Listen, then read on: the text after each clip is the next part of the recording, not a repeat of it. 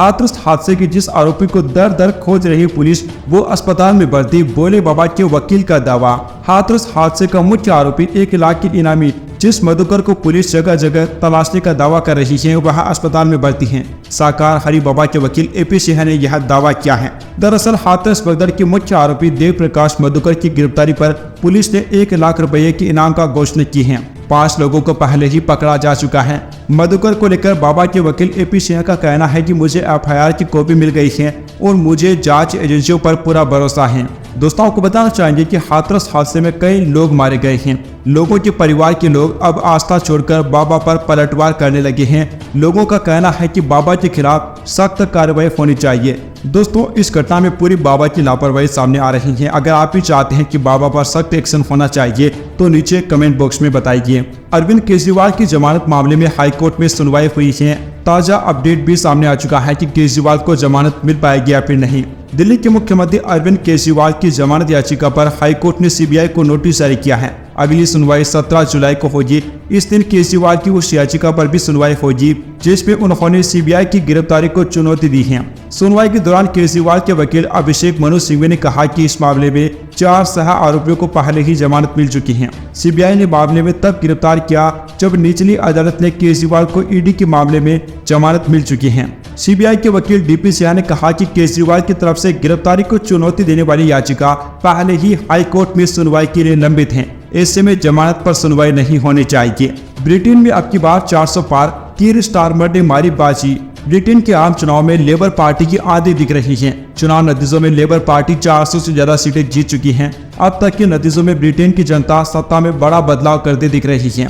चुनाव में PM ऋषि सुनक की कंजर्वेटिव पार्टी की करारी हार हुई है। आम चुनाव में लेबर पार्टी को भारी बहुमत से जीत मिली। ऋषि सुनक की पार्टी की करारी हार हुई है। सुनक ने भी कीर को बधाई देते हुए अपनी हार स्वीकार कर ली है। जानकारी के अनुसार लेबर पार्टी 410 सीटें जीत चुकी है और कंजर्वेटिव पार्टी केवल 118 सीटें ही जीत पाई। बहुमत के लिए कुल 650 सीटों में से 326 सीटें चाहिए थी। T20 वर्ल्ड कप के बाद अब ओलंपिक में लहराएगा तिरंगा। राहुल द्रविड़ ने PM मोदी से किया वादा।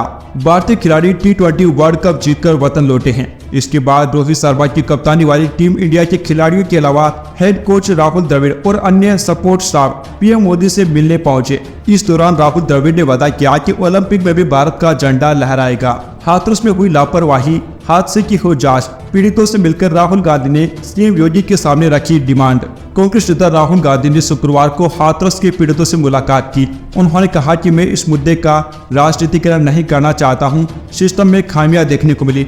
राहुल ने UP के मुख्यमंत्री योगी आदित्यनाथ से डिमांड रखी है कि पीड़ित परिवार बेहद ही गरीब हैं, इसलिए उन्हें ज्यादा मुआवजा मिलना चाहिए।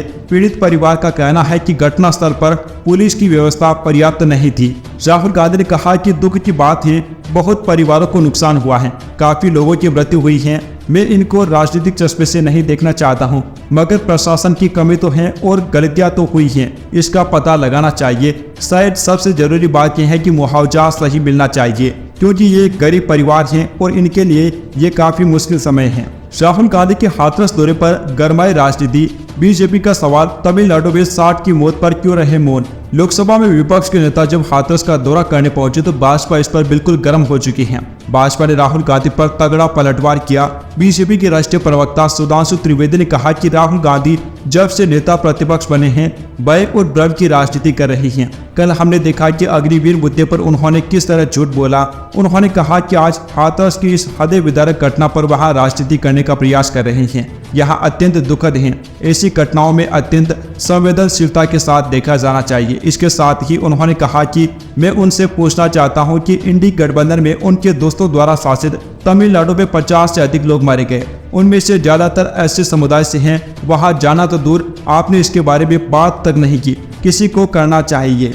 अयोध्या राम मंदिर में 25 और मूर्तियां लगेगी। शेषावतार, सप्तऋषि और तुलसीदास की मूर्तियां शामिल। दिसंबर तक मंदिर निर्माण पूरा करने की कोशिश। अयोध्या के रामलला मंदिर में 25 और मूर्तियां लगेगी।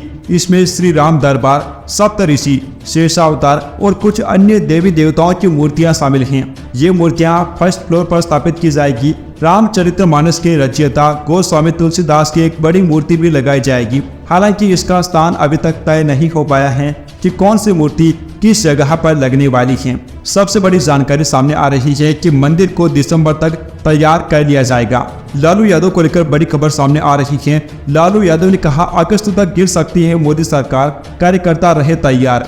राजद ने शुक्रवार को 28वां स्थापना दिवस मनाया। ये समारोह राजद के राज्य कार्यालय समेत राज्य के सभी जिलों में धूमधाम से मनाया गया। पटना कार्यालय में आयोजित समारोह में राजद के राष्ट्रीय अध्यक्ष लालू यादव और तेजस्वी यादव को चांदी का मुकुट पहनाया गया। इस दौरान लालू यादव ने दावा किया कि केंद्र की एनडीए सरकार कमजोर है। अगस्त के बाद यह सरकार कभी भी गिर सकती है, कभी भी चुनाव कराए जा सकते हैं, इसलिए हमें पूरी तरह से तैयार रहना है। हालांकि इस दावे में कितनी सच्चाई है ये तो हमें आने वाला समय ही बताएगा। बजट 2024 में पीएम किसान सम्मान निधि बढ़कर 8,000 रुपए पूरी हो सकती है ये डिमांड। हाल ही में बजट से पहले की चर्चाओं में कृषि विशेषज्ञों ने वित्त मंत्री निर्मला सीतारमण से मुलाकात की। खबर के मुताबिक उन्होंने वित्त मंत्री से केंद्रीय बजट में पीएम किसान की किस्त को 6,000 से बढ़ाकर 8,000 रुपए सालाना करने का अनुरोध किया।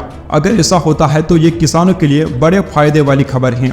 2 सप्ताह में 12 पुल ढहने के बाद एक्शन में नीतीश सरकार, 11 इंजीनियर निलंबित। बिहार में 2 सप्ताह में कुल 12 पुल ढहने के बाद राज्य सरकार ने 11 इंजीनियरों को निलंबित कर दिया है। नीतीश कुमार के नेतृत्व वाली बिहार सरकार ने नए पुलों के पुनर्निर्माण का आदेश दिया। निर्माण की लागत दोषी पाए गए ठेकेदारों पर लगाई जाएगी। यह निर्णय उड़न दस्तों द्वारा अपनी रिपोर्ट सौंपने के बाद लिया गया, जिसमें बताया गया था कि पुलों के ढहने के पीछे मुख्य कारण इंजीनियरों की लापरवाही और निगरानी की अप्रभाविता थी। एक और जेल में बंद है अरविंद केजरीवाल।